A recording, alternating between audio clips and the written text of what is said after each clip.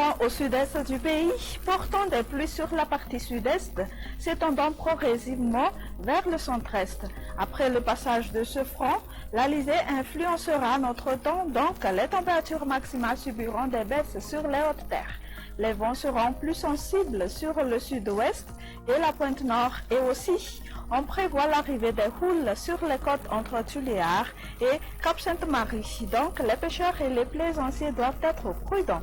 La météo pour ce samedi, dès le matin, à Timotsnanan, à la pointe sud de Vadfafitfnand, les régions Sava, Analandirouf et Atsnanan bénéficieront un temps plus humide. Un temps d'averse sur Melek. On aura tout de même de la nébulosité avec des crachats locaux sur Alachamangour.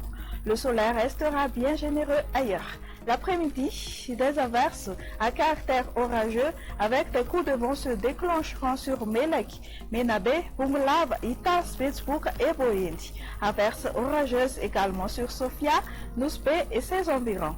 Les nuages vont gagner le terrain sur Vadvafitfnand, à Timotsnanan avec possibilité de crachats. Les pluies seront gardées sur Sava, Analandigouf et Atsnanan.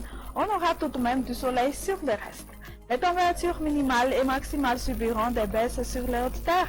Le matin, elles varieront entre 13 à 16 degrés Celsius sur la terre pleine et de 19 à 26 degrés Celsius sur les régions côtières.